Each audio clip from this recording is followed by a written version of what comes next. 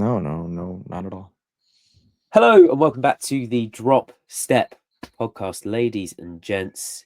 It is big. It is a big moment in the basketball season because we are in the first round of the NBA playoffs, and I have one of my favorite basketball writers joining me today.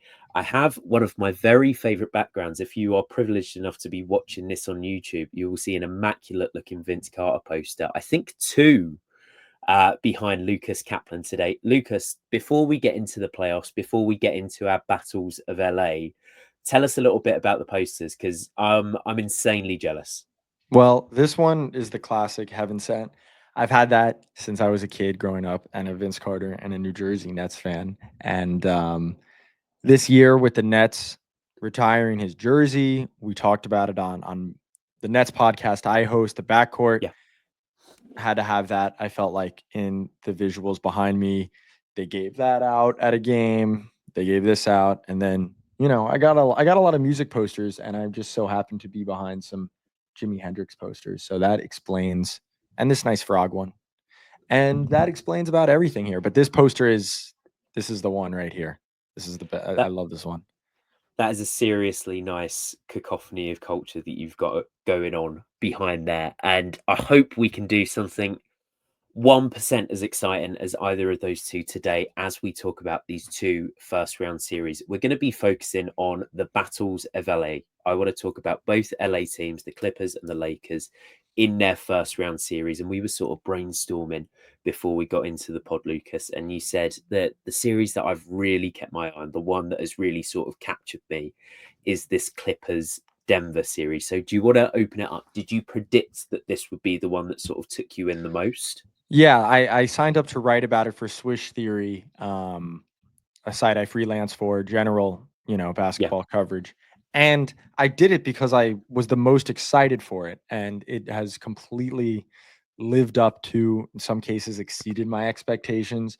Even game 3, in which the Clippers won by 20 points and were up the whole time. I watched the first I watched the first half on playback where, like streaming. And I kept saying, I'm like, the Nuggets really aren't playing that poorly. Like, I didn't feel like it was a give up game for them, but the series in general, there are just so many fascinating and really like idiosyncratic, weird players on both sides. So the game plans I've been fascinated by. And that's the one I'm glad I signed up to cover. I wrote a takeaways piece after 2 games. I'll probably write another one near or at the end of the series, but it's just been fantastic. And I'm sure most people would agree. Yeah, at the time of recording, the Clippers last played the Nuggets in game 4. They lost out in very, very dramatic fashion.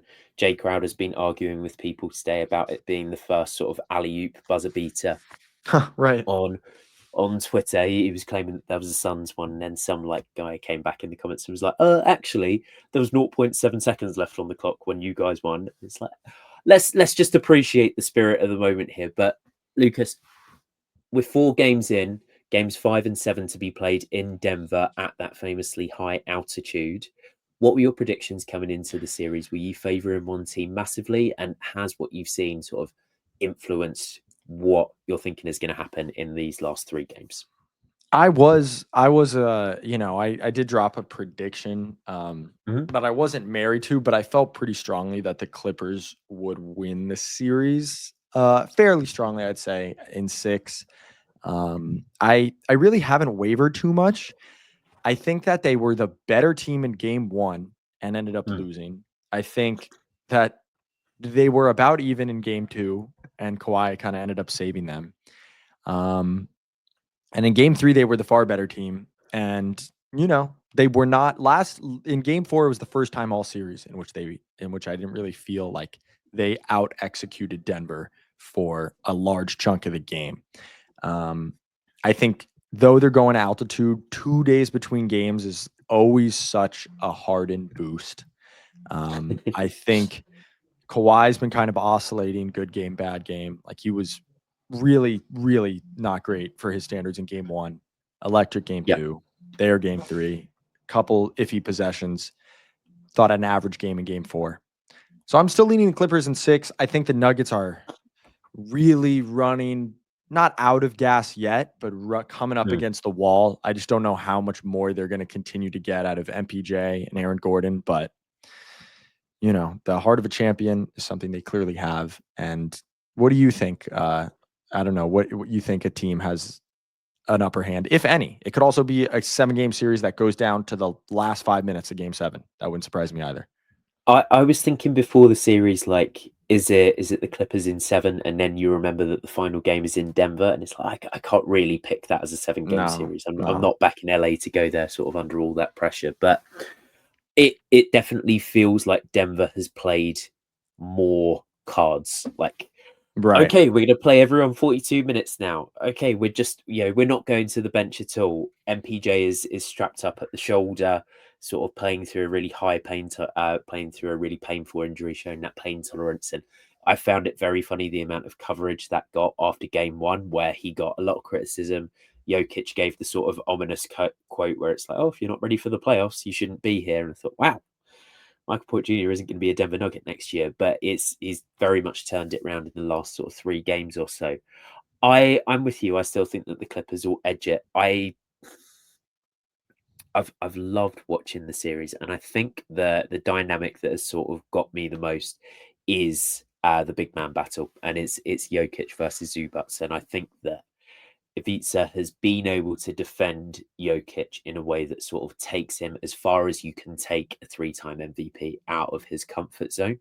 I know that he had like the most phenomenal game 4 and was a boss on the boards, but game 2 jumped out to me where I immediately I watched that one in the morning on the way to work, because as a Brit, you can't quite sacrifice your sleep schedule come round 1 of the playoffs.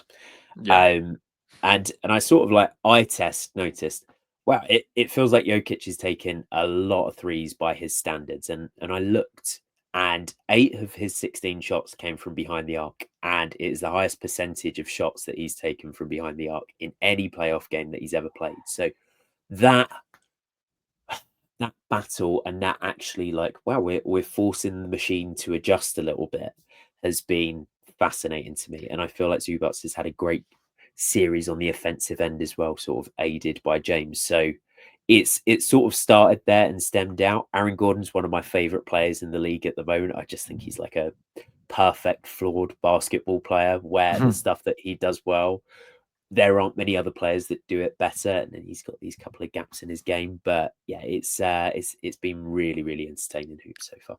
It's been really interesting to see how they've tried to defend, how Denver's tried to defend Zubats and the Harden pick and roll. And I Mhm. thought game 4 was their most consistent performance in terms of they have committed to bringing Jokic up to the level. Yep. They've committed to showing 2 to Harden. And one of MPJ's strengths in game 4, which I really have to commend him for, he Mhm. would meet Zubats on that short roll outside of the paint. He would get 15 feet out. And when James can string out the dribble against Jokic, and when Zubats can roll downhill and they buy more time, he can turn those rolls into like seals. And Mm. you can see James hit him on a pick and roll, but it almost turns into like a post up. And Zoo Yep. has a one-on-one with MPJ or Jamal or even Aaron Gordon, whoever that low man rotating over is. And the Nuggets did a really good job to get the Clippers out of that action. I thought in game 2 and game 4. And I think the Clippers' answer is just early offense. There was a play where in the fourth quarter, Kawhi rushes the ball up the floor. Jokic helps a little at the rim. They kick it back out to Harden, and then they Yep. run a pick and roll. But it's the second time you've attacked the rim in the first 10 seconds of the shot clock. Jokic doesn't get all the way up to the level. Harden gets by him for a layup. They've run some more 3-man actions, like Dunn handoff to Harden, then a pick and roll, stuff like that. So that battle's been really fascinating to me. And that's a lot of credit goes to Zubats because you can't let him catch it 10 feet in a one-on-one situation. He's so good at converting those opportunities against Jamal, against MPJ, even against Aaron Gordon. If you let him turn those rolls into like catches in his scoring area, it's going to be 2 points. So huge credit to him. And then we could go on and on about the, Murray Jokic 2-man game on the other side. How crazy is Chris Dunn just on defense? Because I know we're probably going to talk about his flaws based on some of the stuff we talked about pre-show. But man, he is unreal. I've been blown away. I don't know if you have felt the same way. He's been so good that Jamal Murray changed up his look for game 2. Yeah. He went to the baggy shirt. It's like his mum dressed him for game 2. It's like, you're playing Chris Dunn tonight. Like, I want you to strap up. I want you to sort of protect those arms so we're not getting as many cuts and bruises. But as disruptive a guard defender as we sort of seen for that 2-man game, and that is no mean feat. And yeah, it's interesting. I'm sort of coming at it from that. Zubac's being able to not entirely negate the Jokic post-up game, because no one can, yeah. but it's almost like you make him look a little bit human, and then you throw in that primary ball defender in Chris Dunn, and they've got this real recipe for success. And I think one of the larger themes I've seen from the 2 series that we're going to talk about are these so-called weak link defenders not really looking like massive weak links. Like James Harden and Luka Doncic, for me, we'll come on to that a bit later, have been completely serviceable in these series. And it really sort of raises the bar for what we talk about in terms of like, oh, yes, they're going to get hunted. Yes, that's who you want. Kawhi Leonard, Jamal Murray, that's who you want your star guys attacking at the end of the day. But I've been really impressed with the Clippers as a unit, not just sort of these individuals, even though, if you have a Chris Dunn soliloquy, step up to the stage. The fact that they've been able to veer switch really on these, where they can force Jamal into the mid-range and then Dunn can veer back out to Jokic. I actually thought in the game he took 8 threes. It could have been like a 12-14 3-point attempt game for him. And I think it's a fascinating bet that the Clippers know that he doesn't like to do that. He doesn't want to do that. And in game 4, when they would get that switch, Jokic was much more intentional, I thought, about taking Dunn to the free throw line. And like, you can guard me one-on-one with Zubac, but you're not guarding me one-on-one with Dunn, as great as he is, or Norm, or whoever the guard is that gets the switch onto me. And it's just, it's such a fascinating chess match, and then if he rolls instead of pops, it's a whole different dynamic. But I'm glad you brought up the weak link defenders. It's funny the way they tried to attack Harden a little more. I thought they did a great job of it in game 1. And then they went away from it. I thought it was maybe Aaron Gordon's calf injury. But you got to attack him off the ball. And one of the more fascinating things I've seen in this series is that Denver loves to bring LA's best defenders into the ball screen actions, into the, Jokic inverted, whatever, because their weaker defenders mainly struggle off the ball. You'll see Harden get back cut. You'll see Norm lose a rotation. So Denver's really fun to watch in that way, where their cutting is such a staple of their offense that they know that they can like attack guys off the ball. And that kind of got me thinking about, just no matter what your worst skill is on the floor in the playoffs, NBA teams will find a way to expose you. Like Harden's been fine on the ball. He's had some really good moments standing up in the pick and roll, switching on to Jokic, battling AG in the post. But, he struggles off the ball and it comes up. And NBA teams just are so smart and intentional about getting to your weaknesses. And I before we talk about the Lakers, I guess you kind of brought it up, but the main thing I've been thinking, great writer Owen Phillips writes about the NBA, super nerdy guy. I'm sure he wouldn't mind me calling him that. Analytics, stats, all that.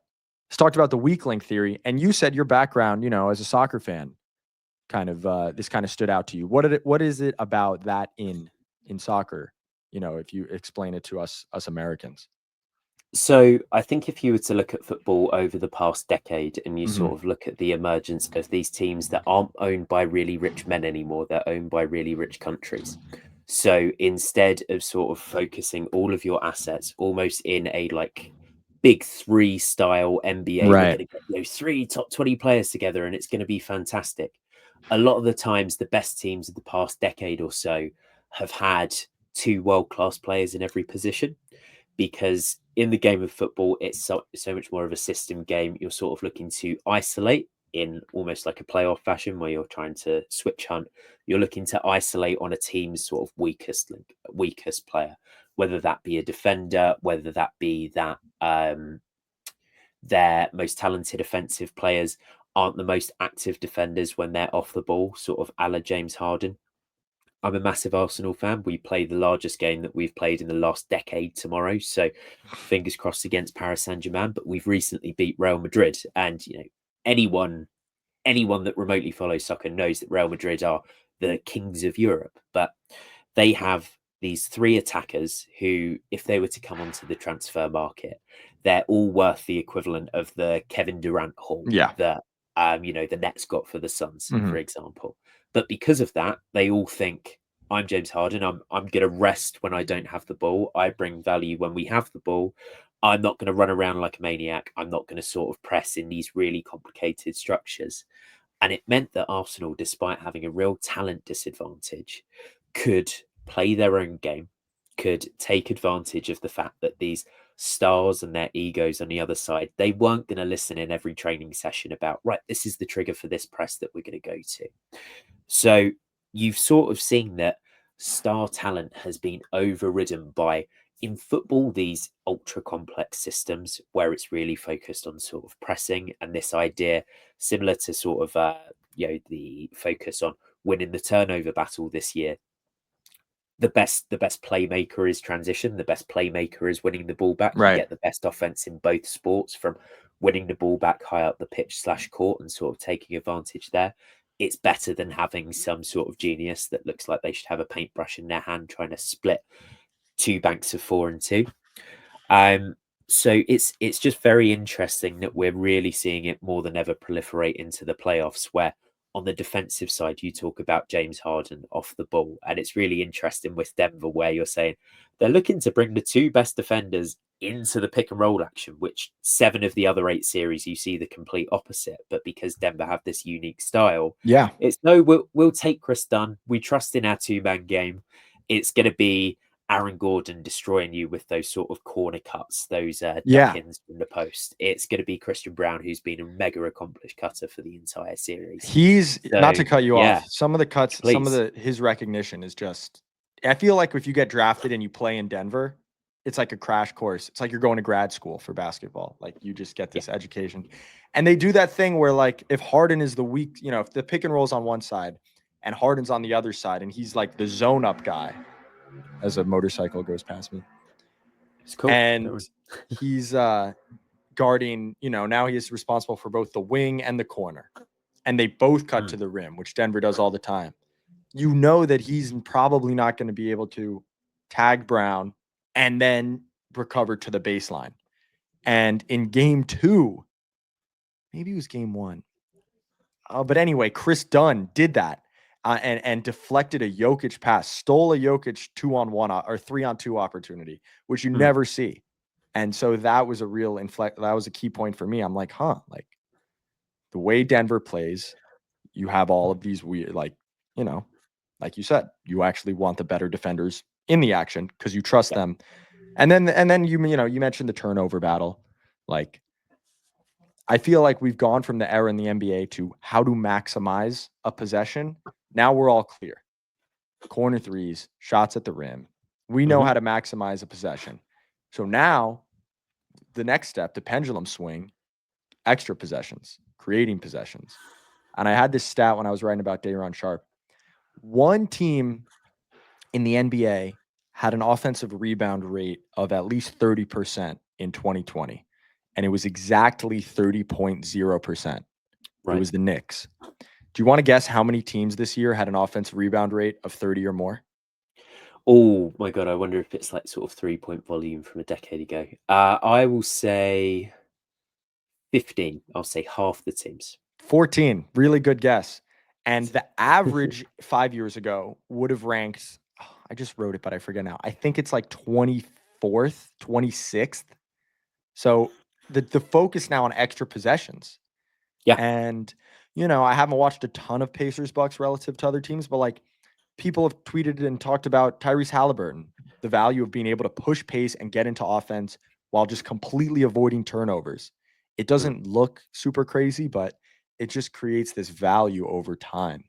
And I feel like, I'm not a soccer expert, but I feel like that kind of reminds me of what you're saying, in that if you can control the possessions and keep probing without turning the ball over, eventually the Mhm. dam will break. Well, it's two interpretations of the same problem, because I assume when you're looking back 5 years ago, Mhm. we're very much at the height of the how do we stop transition? Giannis Yeah. has wrecked the Yeah. league for 2 years, and the It's a great focus point. is on like how do we wall up? What is it that we're going to do to basically keep teams out of transition? Because the Mhm. interpretation then was, well, that's the most efficient offense. We need to focus on stopping that, which is why you had an above the break three being taken and four guys behind the 3 point line, everyone's sort of sprinting back and trying to match up. Totally. Now it's just that more aggressive approach, that interpretation of no, there's enough offensive upside to us doing it, to us crashing the boards. And the other part is, and I spoke about this couple of months ago with XJ from the Hot Hand Theory. Guys, go and check out XJ, just a fantastic Yeah. podcast. A fellow nerd, we're talking about Owen Phillips. This is a refuge for nerds, Lucas. So you are Absolutely. you are safe here. We're all safe here. But this idea of, I think it was Ime Udoka who spoke about Tari Eason and Amen Thompson attacking the glass. And he said, that's now our first form of transition defense. We're telling teams, look, we're going to attack the glass. If you want to get out in transition, fine, go for it. But just be aware, you're going to have two of the more athletic players in the NBA trying to grab those rebounds. So you might want to slow your sort of like walk up the court. You might not want to sprint out. You might want to try and box out instead of sort of doing the Zach LaVine leap to the halfway line so I can do a cool dunk. Massive Zach LaVine fan, by the way. Like, absolutely cherish the guy, but it's That felt it's like a a staple guy of him. that felt like a guy who's watched a lot of Zach LaVine, that comment. So I don't doubt it. It's great. You look at all of his windmills for the past 3 years. Yeah. Zach, why are you at the halfway line? They haven't even got their shot up yet. But still. But so the Um, thing about game 4 that I was interesting in relation to this of Nuggets Clippers, I thought it was the best pace of the series. And I okay. thought, because each team, because if you have all these kind of idiosyncratic players, the Mm. matchups are not, it's not one to one. Like, okay, you got the bigs, but then you have Kawhi on Michael Porter Jr. on one end, but Aaron Gordon's guarding him on the other. Then you have James and Christian Brown, but Jamal and Chris Dunn on the other. Jamal's not guarding him, so on and so forth. And so the pace allowed them. It was like a perfect. It felt like Denver really cracked the code of we're going to prevent offensive rebounds, but if we can get out and run, we can create these cross matches to where even if it's not like a blind sprint to the rim, we push it up. Jamal has to stay on I'm blanking. Or James has to stay on Jamal, for example, or Norm has Yeah, to stay sure. on Jamal while we're pushing up. And so now Norm is the point of attack defender in the, Jokic two-man game. Mm. And the Nuggets really hit that button, I thought, really well. The Clippers hit it a few times where you get like Kawhi on Jamal early. And yeah, the question of how to play at a high pace while taking care of the glass and while limiting turnovers, because Mhm. I've seen so many times in like Warriors Rockets, or God love him, Russell Westbrook, or even some of the Bucks. Yeah, you're playing fast, but you're about to take a bad shot or make a bad decision. Yeah, you do your switch hunt within the first 2 seconds of the possession, because the simplest way to do it is generate a cross match. And the best thing about the Mhm. Nuggets, as you've alluded to, is even if it's not, oh look, Zubats is guarding Jamal Murray. Let's get him the ball and let's let him cook in isolation. Even if they're fine there, Aaron Gordon is on Norm Powell. Michael Porter Jr. can see over Chris Dunn, and I'm sure Chris Dunn will do a damn good job of contesting. But the ball gets to Jokic and it's anyone but Ivica, you're sort of toast.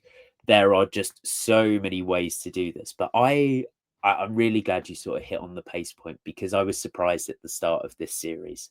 I sort of went in thinking that Denver's half court, well oiled machine might be able to sort of not break the Clippers defense, but they've sort of thrived in that half court. And yes, Jokic is phenomenal at pushing the pace and sort of running the break, Serbian 7 foot Magic Johnson. But the focus on transition for them and the fact that the Clippers have been the team that have looked to slow it down was something that really shocked me sort of in the first 1 to 2 games of the series. I thought we might just still see Jokic sort of have his way in the half court, try and keep the pace down, try and beat them like that, keep James Harden's efficiency down. It sort of goes to toast if Kawhi Leonard's going to make 90% of his shots. But the pace of the series and the team's willingness to sort of like focus on transition is something that shocked me at the start. Lucas, is someone that's clearly followed this series very tightly. Are there any adjustments you're sort of hoping that you see David Adelman make or Ty Lue make for the last couple of games? Anything that you think is still locked away in the safe, ready for 5, 6, 7? I think you're probably. I just one more thing. Previously, I thought Aaron Yeah, Gordon was great as a pace pusher in Game yeah, 4.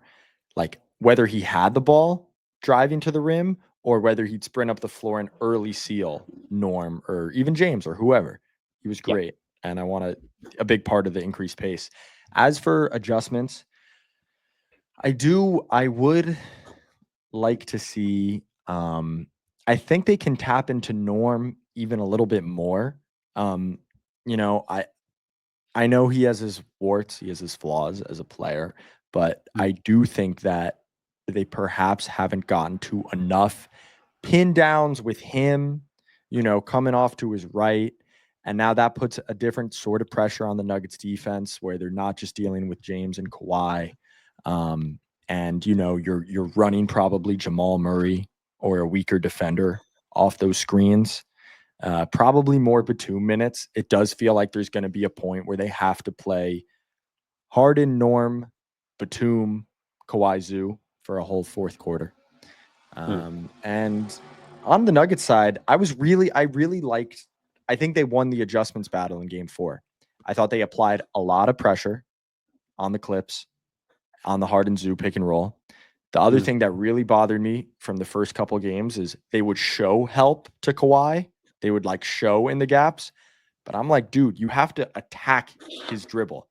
He Yeah, will shoot your face off over like a yeah. late contest. They have to be hard traps because he's not going to like dice you up with insane passing all game.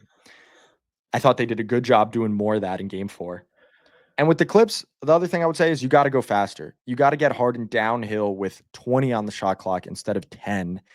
You know, multiple attacks on Jokic. You probe once, okay, swing it to the other side.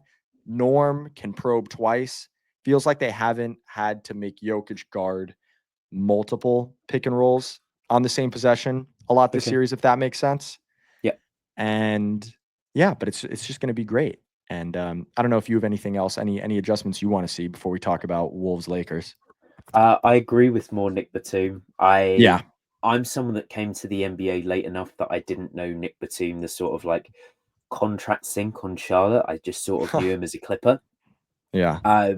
And I just watch him like that guy is a perfect basketball player. The fact that he's still sort of bringing this value, he's got maybe the best no dip three in the league.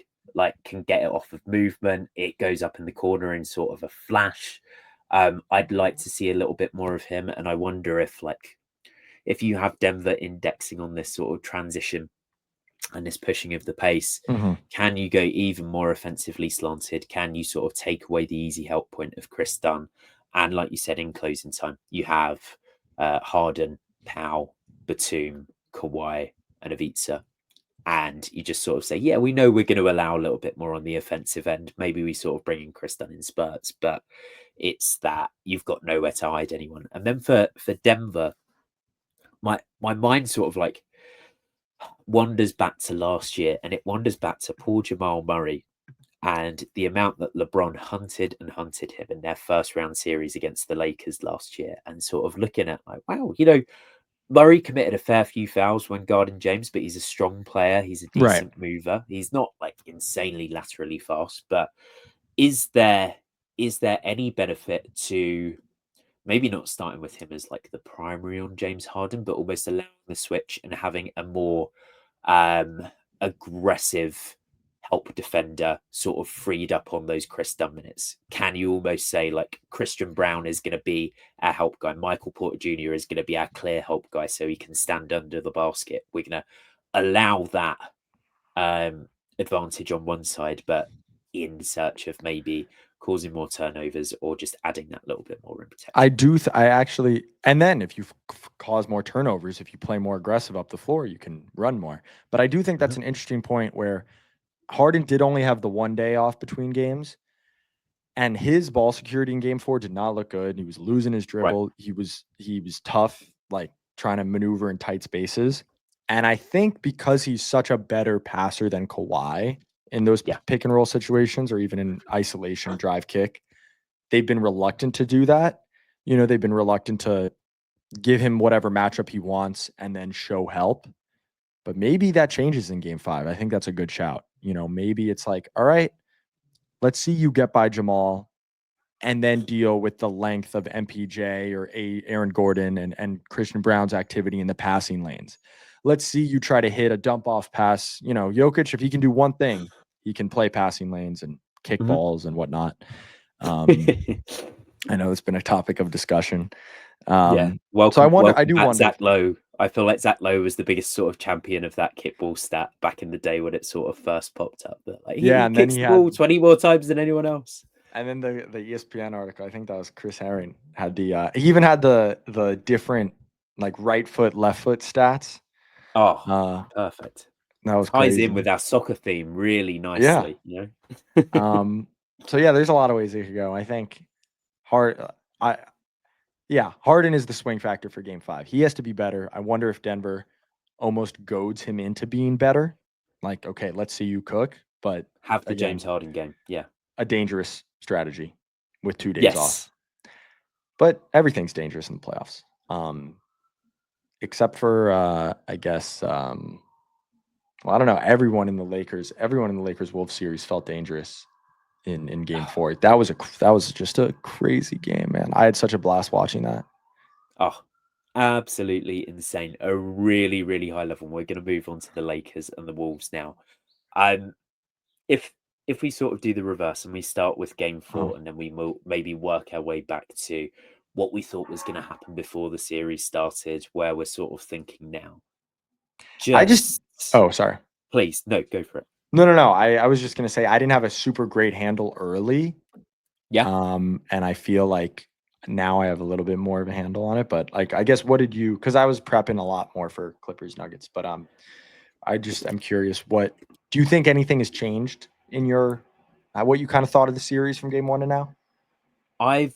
I've been really, really firmly on the Wolves all year, to the point where I was on chucking darts after a couple of weeks of the season, and I declared that it was a very clear 3 best teams in the West: the Thunder, the Wolves, the Dallas Mavericks. And two of them have stuck around for now, and obviously the Wolves went through a really, really rocky period. To sort of start the season. Julius Randle returns from injury, and then suddenly everything seems to sort of be humming again. I thought the Wolves were going to take this series, and it really links to, I don't think I consciously focused on that weakest player idea, but it's just such a firm 8-man rotation for Minnesota, and Mike Conley sort of looks like he's 5 years younger, even if he's not really been the scoring threat this year. I thought that the depth was going to win out, and I also thought that Ant was going to have a field day, because there's not a single person on that LA roster that can sort of credibly guard him. So for me, it was probably Wolves in 6 before the series. I'll share a DM where I sent that to Andrew Derkowitz before, just so it doesn't look like I'm sort of saying it in post. But yeah, just fascinating. And that series yesterday, I can't believe LeBron. I can't believe LeBron James's last 2 games of basketball there. The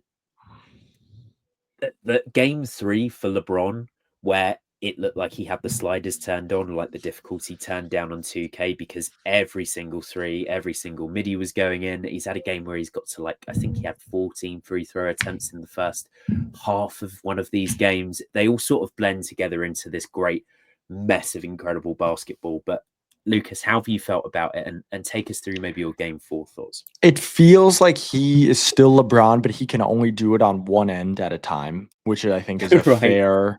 it's fair for a 40-year-old. Yeah. Dude, and I know like the Wolves won, and we're going to give them their credit. And it's like, it sounds like a Lakers win, but it's LeBron and he's 40 and we can cherish it. He saved them so many times on defense. His hands, he would have saved him again if not for the Hawkeye replay on the last play, which I've never seen. No, same. I'm like, we have that angle all the time and we never use it. Playoff basketball. But the one thing I'm surprised about is the Lakers haven't pushed the LeBron screener for Luka button more often. Yeah. And I get why it's always Rui, because he feels Randall or Nas is the defender he wants to attack. And so we're going to bring Rui up here. And Rui was great for them. Rui made every shot he needed. He avoided turnovers in the short roll mostly. He made quick passes, but it does feel like because of Luka's defensive slot, like I don't think he's fully healthy. I think he'll look a little bit more spry next year after the summer. I just have been on that kind of all year. I'm like, he looked way more spry last year with the Mavs, in my opinion. But, he's getting blown by. LeBron has to come over and help. LeBron's expending a lot of energy on defense. I'm just surprised that they haven't hit that more often. Yeah. I'd say that maybe the improvement from Luka on the defensive end has come this year as the low man, where I felt like Boston, yes, they tried to sort of isolate him 30 feet in the finals last year, but they also, a la our conversation with James Harden, would have him as that sort of helper defender and wait for him to fall asleep, wait for someone to sort of cut in front of him, etc.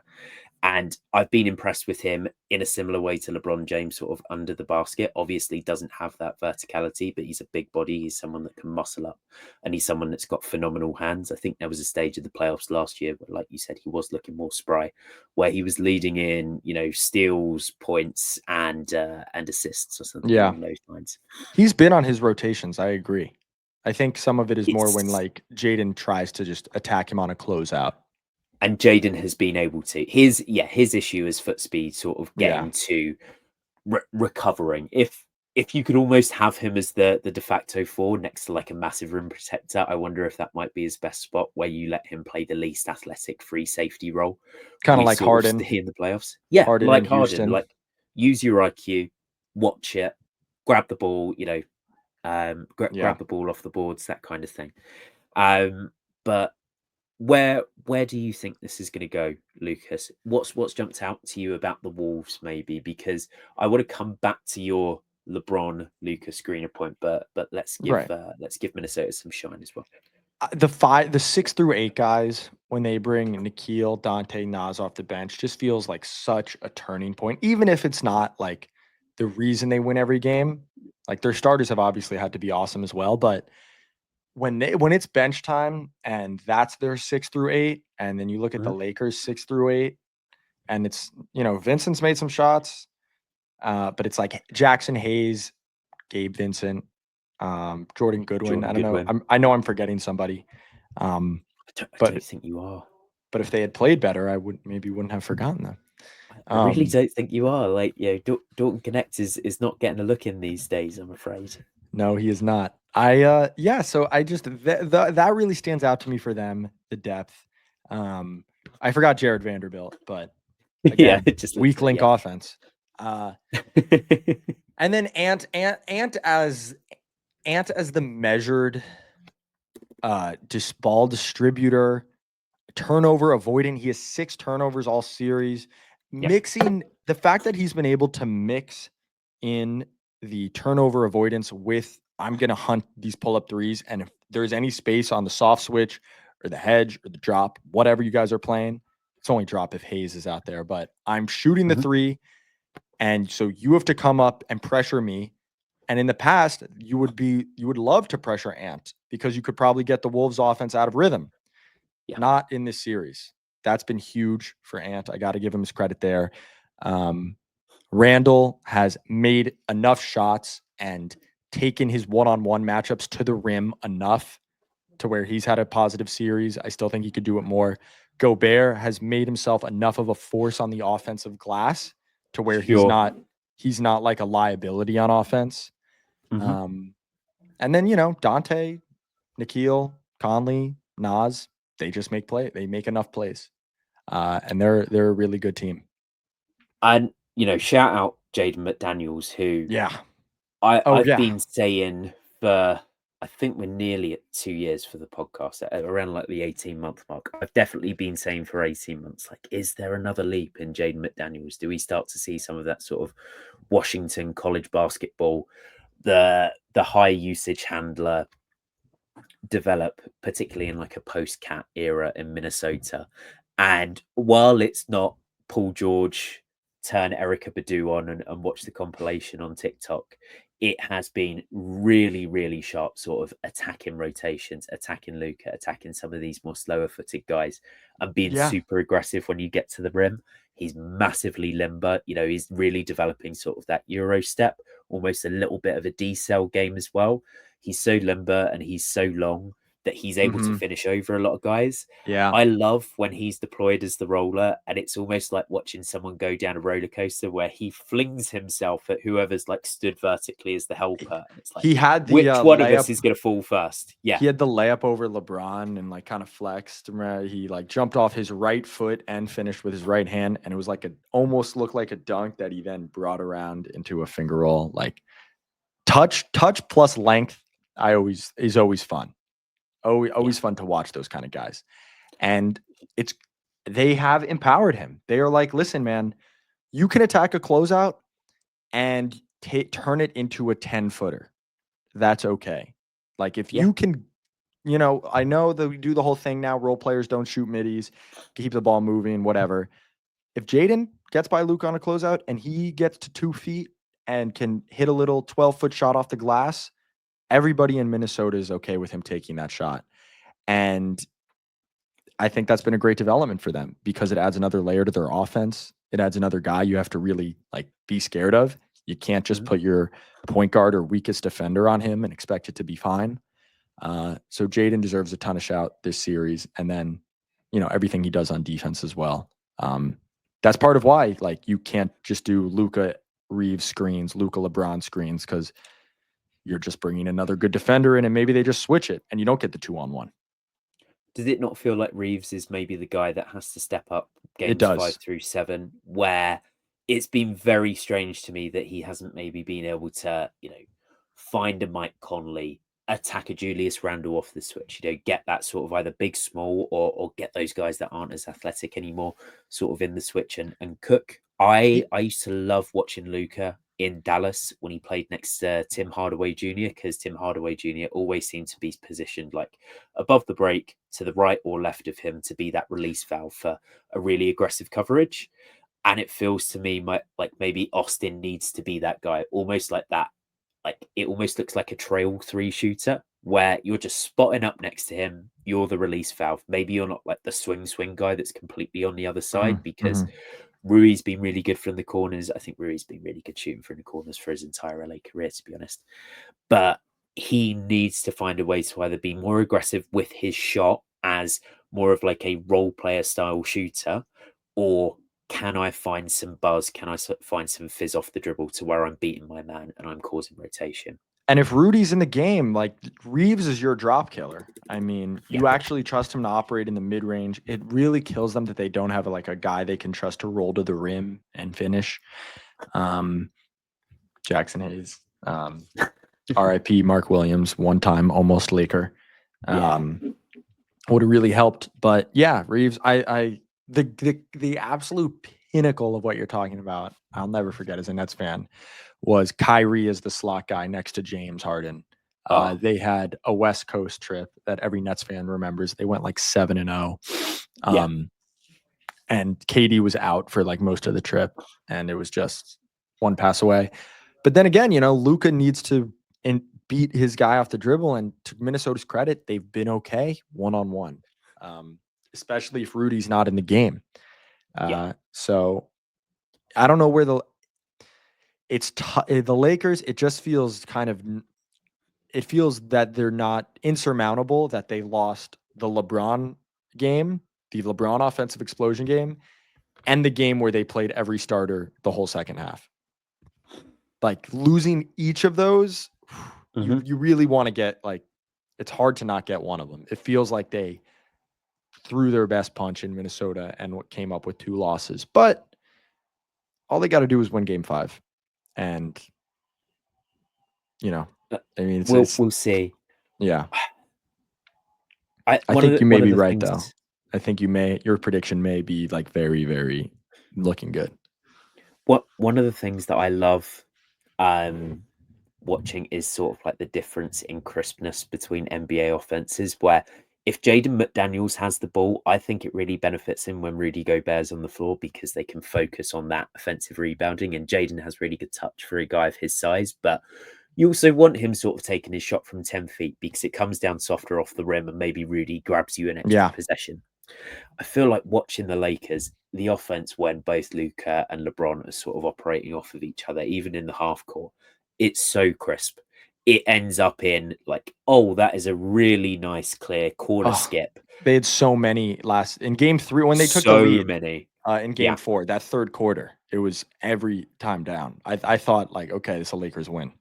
And it's like, yeah, this has been drawn up in a lab somewhere. This looks rehearsed. This looks practiced, and it's not. It's 2 geniuses with the ball sort of manufacturing the looks, but they do just lack that physicality under the glass to where if you're going to win these games, you need to have really hot shooting nights. You need to have like the creation served up on the plate by either Luka or LeBron or Austin, and then it needs to be devoured by whoever else is on the court. Because if you're leaving any scraps, Minnesota has been the more efficient team in terms of keeping the turnovers down. They've been a far better offensive rebounding team. The 2 teams before the series had an incredibly similar profile of like 2s versus 3s, where I think they both hover around the 45% mark for like 3s. 45% of their shots are 3s, 55% of them are 2s. So they're both sort of playing the numbers game as much as each other in that way. But the Lakers leave too much on the table without that 5, without that presence on the glass, and without sort of keeping the ball under control. To not just have combined, Lakers roar back with a win. Luka and LeBron score 85 combined points.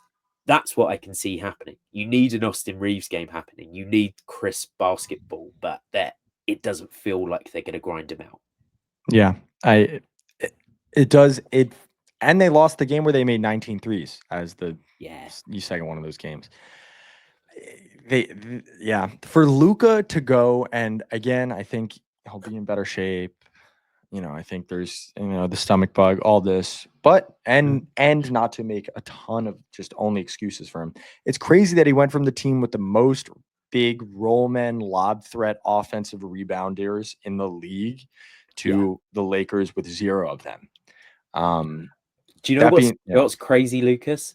They had the most big rebound rim running guys before they brought in Anthony Davis. Yeah.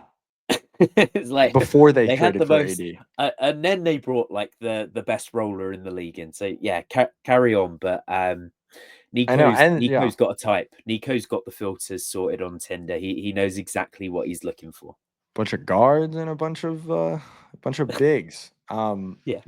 And hey, I mean, Dorian has done his best as who I love, who's great in Brooklyn, who hit the go-ahead 3, and I was like so happy for him. I thought that maybe game-winning 3. As a pick and pop guy, as a screener, but like the pick and pop with Dorian can only go so far. He's not getting to the rim. He's not taking more than 2 dribbles on a possession. I will say Dorian is a good example of actually how a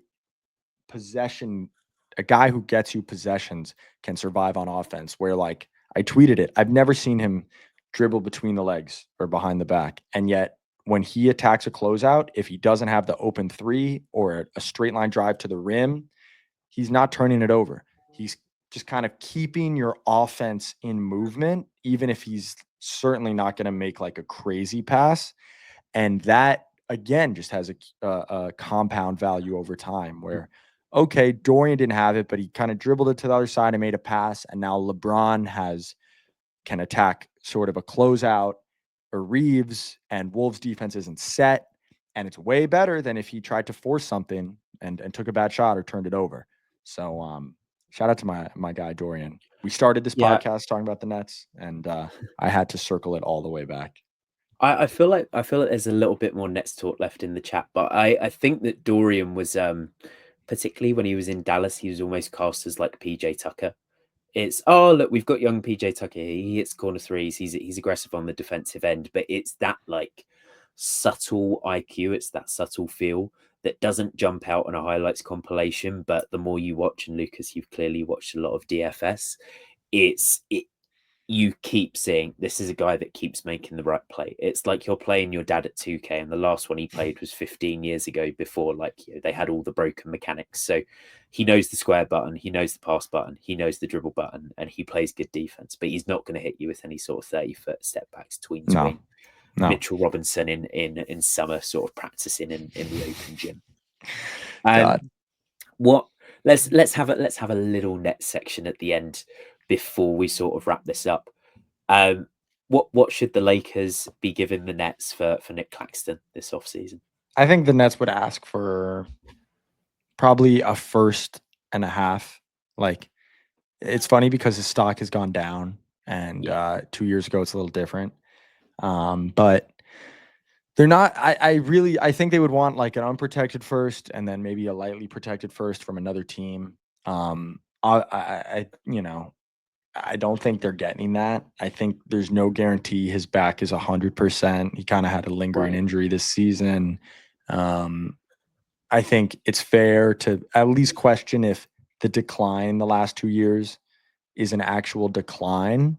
I mean, he's only 25, so he just completed his age 25 season. So he's probably not getting washed, but there's been a 2-year track record now of where he hasn't hit the level he did in 2023, which was awesome. And it's fair to say, well, has he regressed? Has the league changed? Is it bigger and more physical now? So that might drive down his value. Lucas, what end is that on? Both. I mean, he obviously offensively, right? Like he was. I'm not going to look at Nick Claxton and say, oh, he's clearly got worse. It's not that he's not playing next to James Harden, Kevin Durant, and Kyrie Irving. Like, you know, from the zoom out, I'm not going to go on his basketball reference and say washed when I know sort of the difference in player talent that he's got. But on the defensive end, has there been a shift?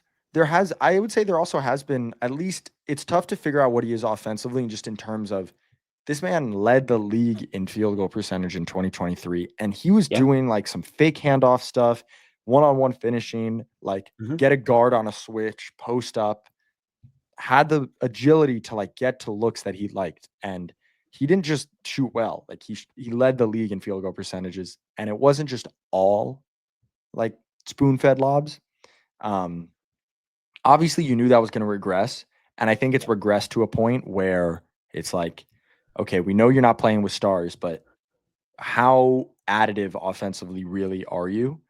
The defense one is the bigger one, because it's how valuable is a big whose main skill is switching? How good is he really in drop? You know, he's not the biggest physical guy. If there's one knock on his defense from where, even when it was like fringe, maybe like third team all defense, fourth team all defense level, if such a thing existed, it was defensive glass cleaning. We opened this talking about, you know, the possession game. So he's just a tough evaluation right now because of team context, because of the shifting landscape. So I think it's going to be hard for the Nets. Obviously, the Nets are going to be on the highest end of that evaluation, so it's going to be hard for them to get what they want.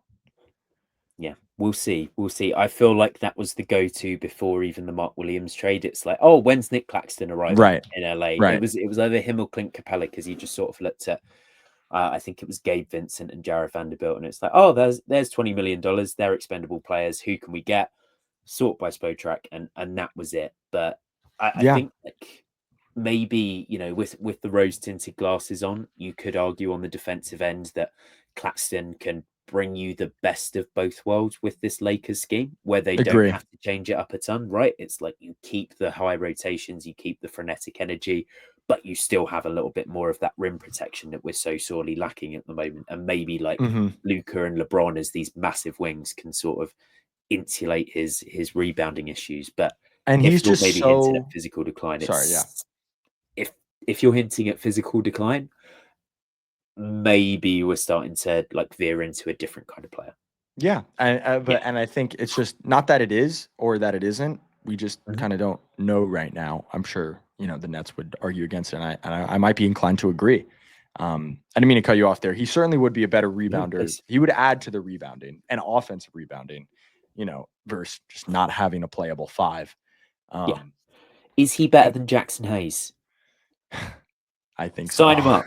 Sign him up. Sign him up. God, he'd be helping them a lot right now. He'd be helping them a lot right now as a roller. Luca also loves him randomly. He, I don't know if you remember this. He went on JJ Redick's podcast 2 years ago. He went on the Old Man and the Three before all this happened, and the Nets had played the Mavs here in Brooklyn, and Luca was just torching them in the first half. And they said, coming out of halftime, they said, all right, like, no more gimmicks. Like, Nick is just going to guard him. Like, that's your matchup. You're not going to switch. No gimmicks. Like, just guard him. Blocked first two possessions, like, smoked a layup off the glass, and then, like, forced him into an air ball three. And then maybe Luca got a foul or whatever. But Luca went on the podcast, and JJ asked him, does anybody guard you really well? And Luca said, there's a lot of good defenders, but I have to give some credit to Clax. He guarded me a couple days ago, blah, blah, blah. He's also just so fun, man. I just hope if he got traded to the Lakers and he got to play in like big time playoff series, I would be very happy for him. Like, and the world would see how good he really can be. It's quite nice that the Nets are in that stage where like their players can be in trade rumors, and as long as it's not like, oh, Cam Johnson to the Warriors for 5 seconds, the fan base can look and go like, yeah, we're accumulating assets, we're seeing our guys go to good destinations. It's not like you're one of these teams that are at the moment, I mean, hopefully we've spoken about this in the DMs also, you're not trying to win right away. So this cast of players, you especially, you've been in the building, you've got to sort of know them and love them, and you can root for the win-win where they get to play meaningful basketball right now, but you also get to sort of load up on either firsts or young talent. And Dennis is the perfect poster boy. Nets fans have been loving that series. I'll tell you that, because they've been not me. They've been hate watching Mikal. I know he had a couple threes, but they've had a lot to make fun of him for. And then Dennis has just been awesome. And a year ago, they took him on as a salary dump. 6 months later, he gets them 3 seconds. He's playing playoff basketball. That was fun for everybody involved. Although I think, maybe his kids and his family and having to move and all that stuff, but the human element can be tough. That aside, basketball wise, I think it's worked out for everyone involved. And Dennis has had the mercenary career as well, where it's like he's wrapped up the jerseys, European Ish Smith vibes. He's like, I can't remember the name of the game where you've got the 9 squares and the he's the future immaculate grid legend. He is the immaculate grid legend. Like, no one is going to remember that this man played for the Golden State Warriors in 10 years' time, but he's going to pop up there for sure. Lucas, before we get out of here, unless you want to again serenade Dennis Schroeder, serenade any other Nets, feel free. This is your platform. Speak. Are either of the 4 teams that we spoke about? We both said that we think like maybe Minnesota's going to come through, and the Clippers are going to come through. Are either of those teams good enough to harbour real title ambition? Or do you look at the cream of the crop in the West, in the Thunder, and the East, in like the Cavaliers, the Celtics, and maybe Indiana, whisper it quietly, and say, no, they're an incredibly entertaining watch, but there is this ceiling?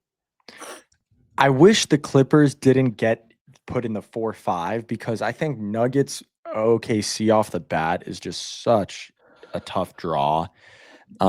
It's got to be the Wolves. I think the Nuggets are probably out of gas by the time if they win the series, reach OKC. I mean, I also just, OKC is so good, but I think it's got to be the Wolves. I think they maybe will be the favorites if they advance, no matter if it's the Warriors or the Rockets. I think so. I think it's fair to say they're the favorites in that series. Well earned. And then I think they should have the juice left for OKC. I think they can match up. They can survive on Shea maybe. Like I'd have to think about that series more, but they don't feel like roadkill. I think OKC is a big favorite. I would pick them certainly, but it does not feel like roadkill.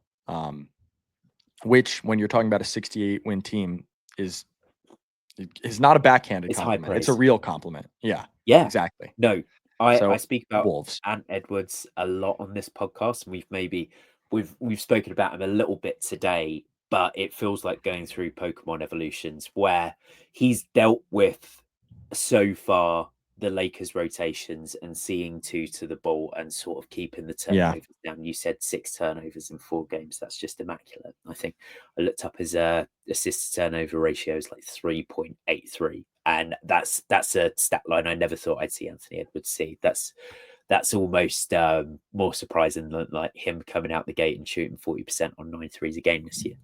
Yeah. Yeah. But if That he could be a makes it, whole episode.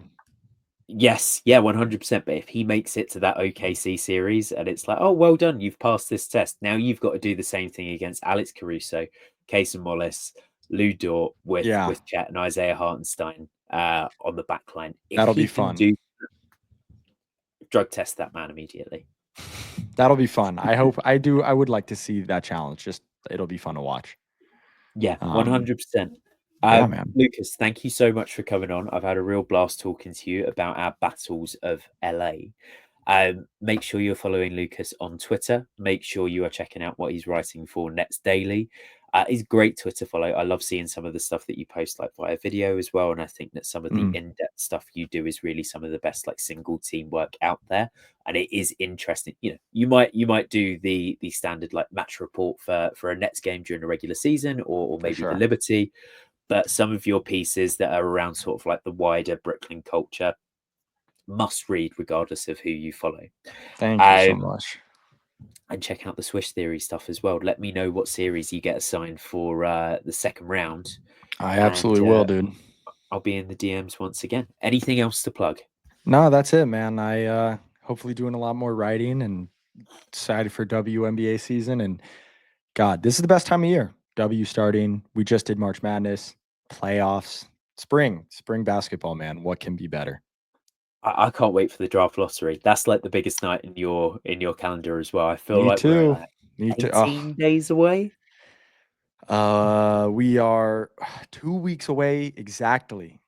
Oh my god! Wow, that's 2 weeks. Life. Maybe 2 weeks and 1 day. Okay. Yeah. So we got a lot going on, dude. But I appreciate you having me on, dude. Anytime, guys. Go and check out Lucas. He is the best. His links are in the description below. I hope you enjoy the climax to these 2 series. Who knows? We could see the Timberwolves and Lakers series end as soon as the next game, but it looks like we are going for a battle for the ages in the Clippers Nuggets series.